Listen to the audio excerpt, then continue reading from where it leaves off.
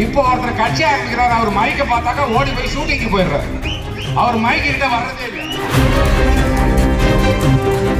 ஹிந்தி பாடத்திட்டத்தை வைத்து சிபிஎஸ்இ சிலபஸை நடத்தி அந்த ஸ்கூலை நடத்தி அதன் வழியாக கோடி கோடியாக கொள்ளையடிக்கிற நீங்க சொல்றீங்க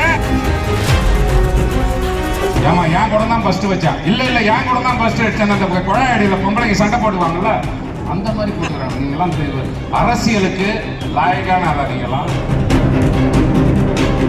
ஹிந்தி பாடத்திட்டத்தை வைத்து சிபிஎஸ்இ சிலபஸை நடத்தி அந்த ஸ்கூலை நடத்தி அதன் வழியாக கோடி கோடியாக கொள்ளையடிக்கிற நீங்க சொல்றீங்க தமிழை அழிப்பதற்காக மத்திய அரசு முயல்கிறது. மத்திய அரசு ஒரு மோசமான அரசு, அதை ஒழுங்க.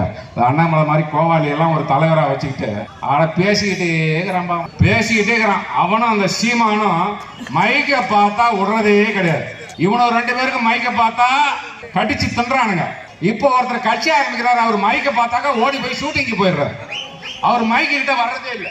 அந்த மாதிரி இவர்கள் பேசுவது அத்தனையும் போய் இப்ப ரெண்டு பேரும் அந்த அண்ணாமலை எவனும் இந்த ஏமா என் கூட தான் ஃபர்ஸ்ட் வச்சான் இல்ல என் கூட தான் ஃபர்ஸ்ட் அடிச்சேன். அந்த குழாய் அடியில பொம்பளைங்க சண்டை போட்டுவாங்கல்ல, அந்த மாதிரி போட்டுக்கிறாங்க. நீங்களாம் அரசியலுக்கு லாயக்கான ஆளா? நீங்களாம் அண்ணா சாலை பக்கம் வா, இவன் சொல்றான்.